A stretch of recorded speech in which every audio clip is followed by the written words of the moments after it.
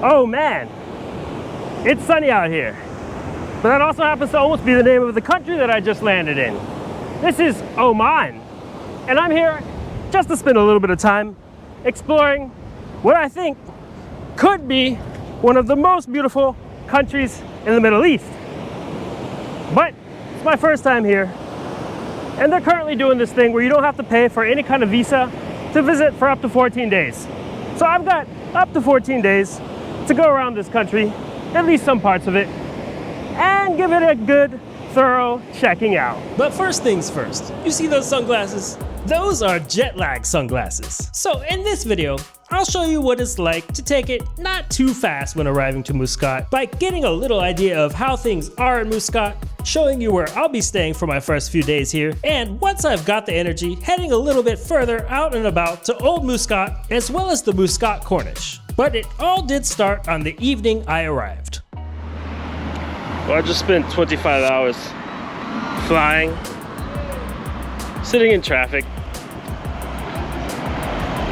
and of course, 8 of those were over in the Turkish Airlines lounge, eating and doing whatever else I did over there on my computer. But now I'm here, halfway across the world from where I was, way back in Miami, now in Oman. So I've got lots of jet lag. And here it's like 7 p.m., 8 p.m., not sure. But what I am sure about is that I just slept half of the day and it's time for some food. But I'm really interested to see what the prices on things are like over here in a grocery store, because the money can feel a little deceptive when you come from a currency like the dollar or the euro. Here's something like one of their Omani rials.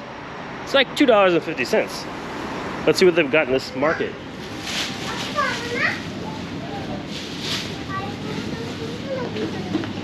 Oh, surprise. Yet another country with much cheaper groceries than the United States of America. Okay, you can get a 500 milliliter bottle of olive oil here for 2.745 Omani rials. That's like a little over $6, or like 7. Oh my god. Cut mango is half a real. If Trader Joe's was something, that'd be like $4. I think I'm gonna get some. The watermelon is even cheaper. Seriously, ice cream, that's less than $1. That's less than 50 cents. Let's see about the junk food. That also seems to be a lot cheaper than in the US or Europe. Prawn crackers. It's a little over $1. Takis. They're a little expensive. I guess they're probably imported from somewhere. Hope not Mexico. That would be a really long way to go for some Takis. Probably Mexico though. Oh, Doritos, Lay's. Both around $2. Dude, this coconut water. I was just at a Trader Joe's. I can tell you a very similar one. I think even the same brand, Agua Coco, will cost you at least $3 plus tax. Here it's like $2.50, maybe slightly less. And now it's getting personal because I was just about to buy this at a CVS. They had a pack of 2 for $8 plus tax. Here it's 1.105 Omani rials. That effectivement makes it half price, and I don't have to buy 2. Comment vous allez? Ça va bien. Yeah. De la France? Oui. Ah, ça va. C'est bon ça. There's a lot of people that aren't from Oman over in this part of Muscat where I'm staying. There's also a lot of people that are from Oman. It does seem like one of the major, I guess, subpopulations you'd say, are people from Pakistan. I've already talked to a few different interesting folks from different parts of Pakistan that are living over here and working over here, as I've learned, because the wages are just much higher than in Pakistan. And speaking of Pakistan, they've got all those Pakistani snacks. Well, okay, some of them are Indian, Pakistani. Sometimes there's a very fine line between the two. Anyway, they're really good. Oh, and now it's prayer time. You actually can hear the call to prayer in the grocery store. So, I'm not really finding like a full meal in this grocery store just because I don't have anywhere to cook all the stuff they're selling. I did find a few snacks. It's definitely way cheaper than in a lot of Western countries. So for free in Oman? Yeah. Oh, nice. Okay. Can I pay with card? You have cash card. Card, please. Yeah. Okay, thank you. Well, that was a pretty reasonable shopping trip. Or so it seems to me. Who knows? I could be getting ripped off. And that's the mosque that was just doing the call to prayer. But in total, 3 Omani Rial, .235. I guess that's about something like $8 US, 8 euros. That's okay, I can afford that. Hi, one shawarma.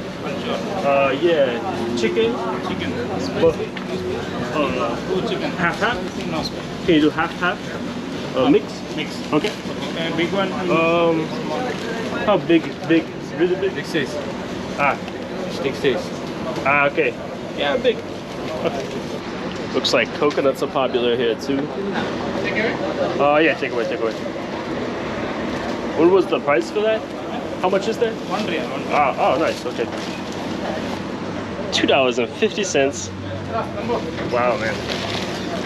Okay, so pay with you. Okay. Yeah. Push it there.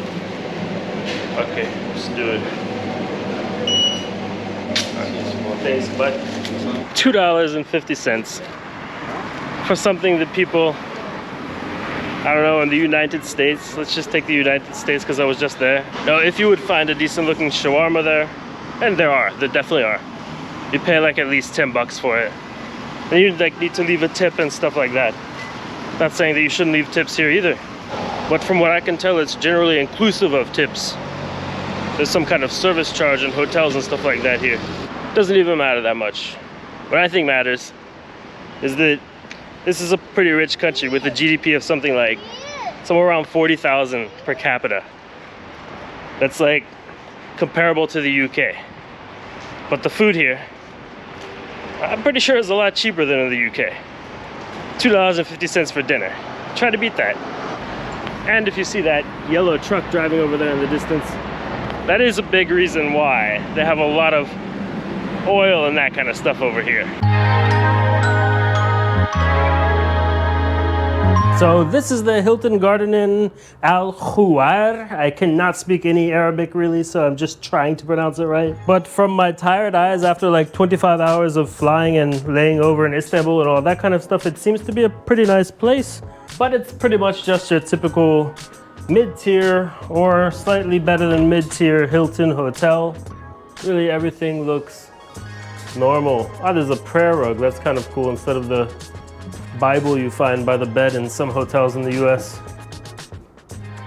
I'm not gonna open that up. I don't know what to do with that. But yeah, there's a chair, and honestly, I think there are better rooms in this hotel, but this is the one that was open, and I'm checked in like 7 hours early. So that is really a good hack. They won't always work. It's happened that I've showed up at a Hilton and they're like, there's no way you're gonna check in earlier than check-in time or 2 hours before check-in time or something, but sometimes when you have a long overnight flight, they just feel sorry for you.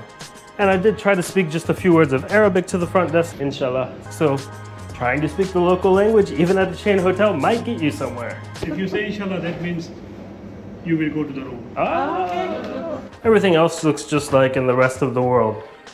The beauty and the lack of beauty of chain hotels. But I'm so grateful for having a place to go to sleep, so bye.